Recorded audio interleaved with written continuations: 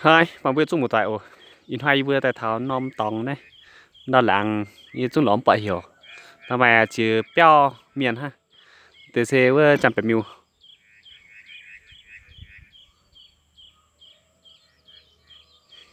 in hai này như tại nó tới đi hiểu nên bữa cái tới đi bia nó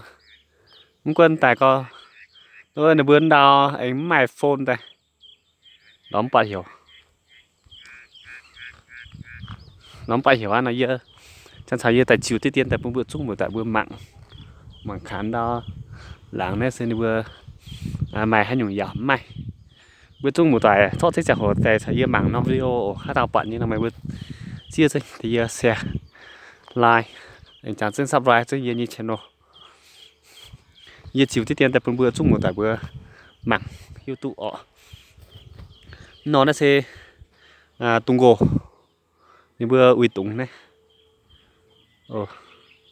như bữa uy tụng xin hót tệ anh này pe bùng về sinh phân rồi này bữa mảng tệ chẳng phải miêu nhí béo này nhưng bữa yếm bữa chỉ em ai tệ bữa chỉ em ai tệ béo đó bữa bận nên chẳng phải miêu nhí béo bữa số cái căn nhung bữa im miền người hoa mày là diện nón béo nhưng bận bữa cho bữa cái này để ăn chứ cho đèn để ăn chứ hoa nó béo rồi để nó ăn chứ để xem bữa con kỉnh nó pe kỉnh mà bún miền bị béo đến tê diễm mai miền như béo pe để pe tu sẽ tổ hắn nó đi đom mình đi hè hẳn nếu có gì hiểm này nó đi bữa ruột này anh mày tiền thì hiểm hại pe tu sẽ tổ hắn nó béo hôm nay chưa rồi anh à ở nhà anh ở đây mình có tìm cái cây thuốc ấy cái cây thuốc cốt tái bổ ở đây mình có hay tìm á nó mọc ở đá này mọc ở trên cây ấy không biết thế thì ở đây không tìm rồi nhỉ sáng nay ở dưới chợ em có gặp một chị bảo ở đây bảo đây là bản gì nhỉ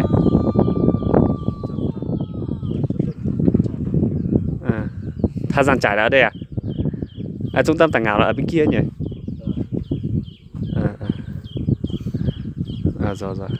rồi em cảm ơn nhé là tưởng là ở đây gần rừng thì nó hay tìm những cái cây thuốc đấy thì em ra đây tìm mua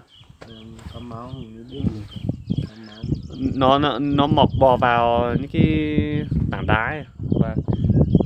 Và tầm này nó dài dài nó mọc nhánh ra ấy.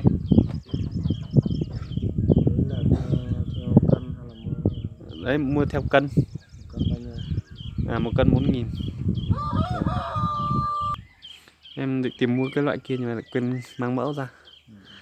thôi để hôm nào mang ra đây vậy. Anh ở đâu? Em ở trên Tà Phìn. Vâng.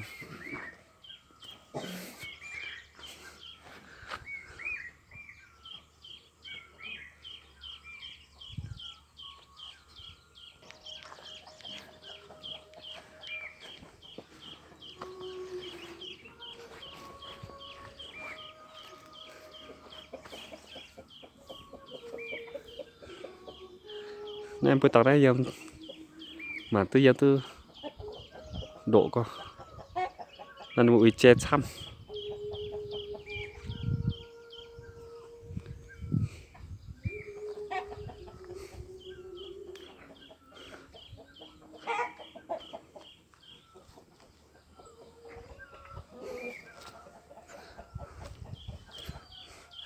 anh em phong tục mình là như cái nhà kia là kiêng ấy nhỉ, nhà kia kiêng không cho người vào đúng không?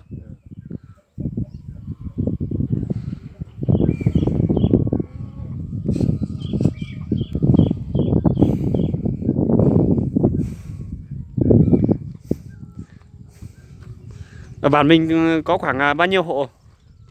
Bạn mình nhá. Vâng. Bạn mình cộng bạn con kia luôn hơn 100 hộ. Hơn 100 hộ. Đây là bản thời gian trải đấy. Còn cái điều này là đi vừa nãy cái chị kia là bảo là đi đâu nhỉ?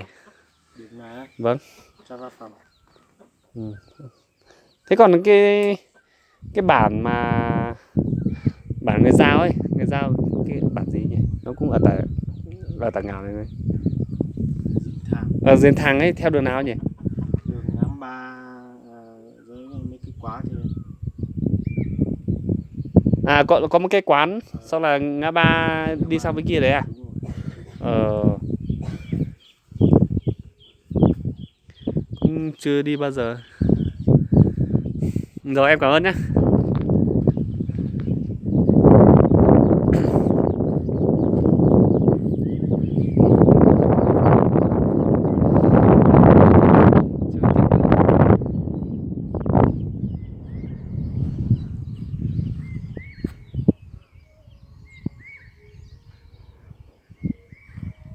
Bữa tối nay em tư mà em tư độ có khoa mà ta cùng quản đi TC gì khá đâu có căn phải miêu mà nó béo sao con bây giờ này tàu chán này thì con nó kinh thì bạn sẽ yếm hai năm tòng ở bữa mì thảo năm tòng bớt rồi hít tu sẽ nó bơ nhiều nhiều miền chu nên mai nhiều nhê hai vương hòa hạ chắc bữa mảng bữa hít tu sẽ nên sẽ kinh nó bữa sẽ yếm tía này đâu này bữa chọn chứ cùng mẹ nó chọn cùng mẹ bữa tối này họ mắt trụ bữa mắt trụ quầy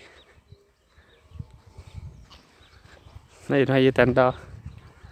như chiều tiết tiền tại bữa chung một tại bữa mặc nên tập bung nên sẽ phun tiền no nên bữa của mẹ nên bữa bạn này sẽ còn chọn sinh bữa bánh nhãn ha chọn chất trong đào giang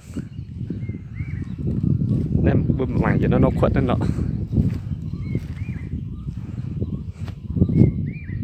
ô này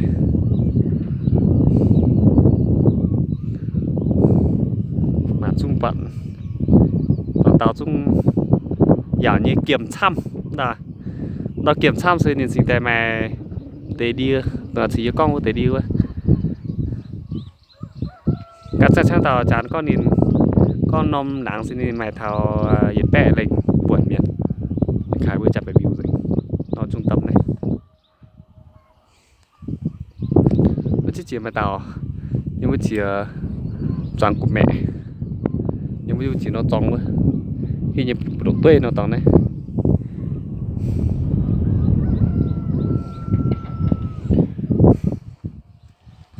tôi chiều bữa nay giờ mình lọ khá bữa tao chán chính là bún tranh tiền nhỉ bún chơi số điện thoại number phone đây không có anh hiểu tụ hiểu hay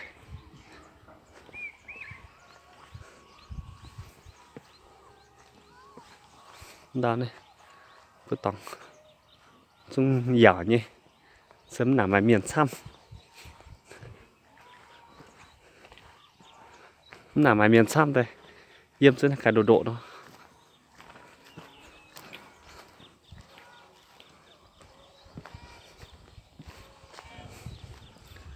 khán ta túng này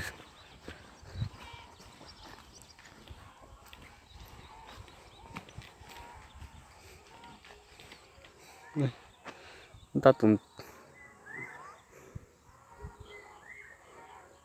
biết là rồi bánh cho ta đi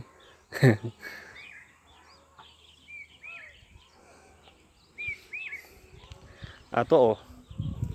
lén dinh tháo bữa chung một tải bữa mặn nó mà video này điện thoại yếp điện nó lạng tại giờ mình ở tới đi hiểu được bữa ở tới đi bia nó không quân tại có nó bạn ở tàu miền nghe lắm bạn tao một tải bữa bạn như nào bữa bạn này toàn dạo như muôn như là mấy bữa xưa chinh nó bắt đầu nhảy biểu nhưng bánh theo sam tới chiều tu chào nó video phun bữa chung một tải bữa mặt như mình dạo thì mình hoàn toàn như vậy chiều tiết tiền tại bữa bữa mảng ỏ mà tê oai mảng mà tê một oai mảng hát tê tại bữa tại bữa oai như là một bữa xíu chứ cho nó lại đi thì sao chơi nhà tôi là khu đâu sao chơi nó giảng sĩ ở đâu bây giờ nụ niếm chụp bê chung bữa nay hàng này chính bữa chung một tại ồ bye bye